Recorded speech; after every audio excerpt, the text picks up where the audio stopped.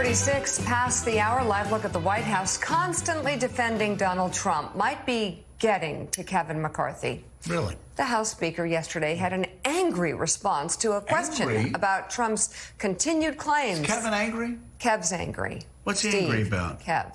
That the 2020 election was stolen. Yeah. And I can say the same thing that Hillary Clinton says about her election that she lost. I can say the same thing about the DNC who said it about the 2016 race. I can say the same thing about those in the Democratic Party from the leadership on down about George Bush not winning, that Al Gore did.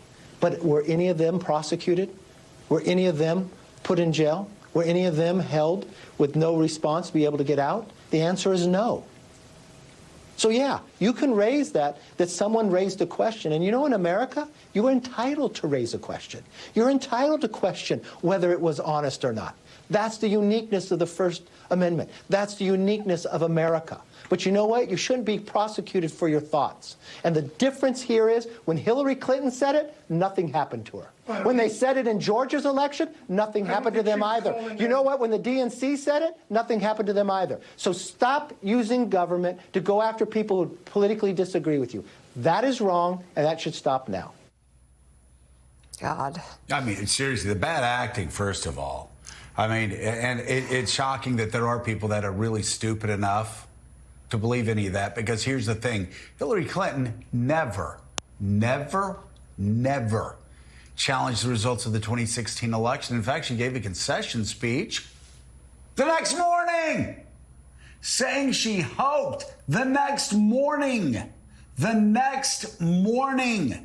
she hoped Trump would be a successful president for all Americans. In fact, the failure to secure a peaceful transition of power has happened twice in American history. The first in 1860, when the election of Abraham Lincoln freaked out southern states and they seceded and formed the Confederacy.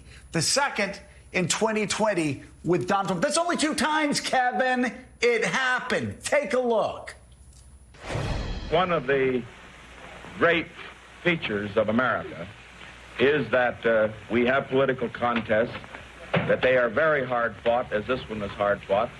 And once the decision is made, we unite behind the man who is elected. This is a fraud on the American public.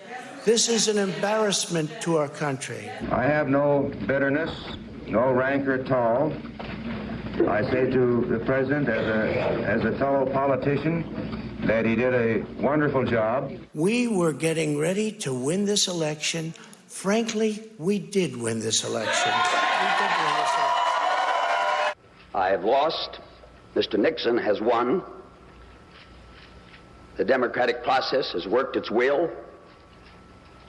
So now let's get on with the urgent task of uniting our country. This is a very big moment. This is a major fraud in our nation. We want the law to be used in a proper manner. Congratulations on your victory. I hope that in the next 4 years, you will lead us to a time of peace abroad and justice at home. You have my full support in such efforts. We'll be going to the U.S. Supreme Court. We want all voting to stop. We don't want them to find any ballots at 4 o'clock in the morning and add them to the list. The president asked me to tell you that he telephoned President-elect Carter a short time ago and congratulated him on his victory. It's a very sad moment. To me, this is a very sad moment, and we will win this, and as far as I'm concerned, we already have won it. The people of the United States have made their choice, and of course, I accept that decision. If you count the legal votes, I easily win. He has won. We are all Americans. He is our president, and we honor him tonight. If you count the illegal votes, they can try to steal the election from us. He will be our president, and we'll work with him. This nation faces major challenges ahead, and we must work together. As everybody saw, we won by historic numbers. There is important work to be done, And America must always come first. So we will get behind this new president and wish him well. Democrat officials never believed they could win this election honestly. I really believe that. That's why they did the mail-in ballots, where there's tremendous corruption and fraud. I have said repeatedly in this campaign that the president is my opponent, not my enemy, and I wish him well, and I pledge my support. I've had 2 elections. I won both of them. It's amazing. And I actually did much better on the second one. This is America. Just as we fight hard when the stakes are high, we close ranks and come together when the contest is done. That was a rigged election, but we're still fighting it, and you'll see what's going to happen. But in an American election, there are no losers, because whether or not our candidates are successful, the next morning we all wake up as Americans. We will never give up. We will never concede. It doesn't happen. You don't concede when there's theft involved. Whatever our differences, we are fellow Americans. And please believe me when I say no association has ever meant more to me than that.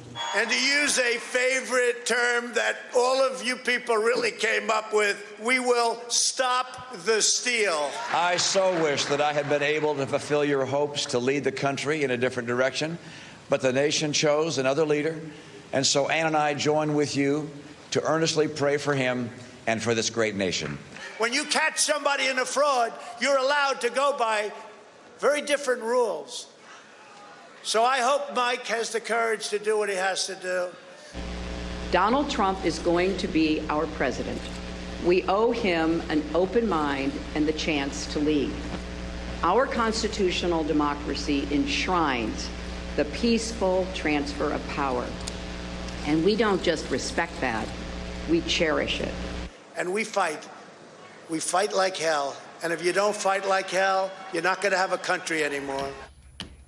You know, we're reminded of what a dark chapter of American history Donald Trump is taking us through still.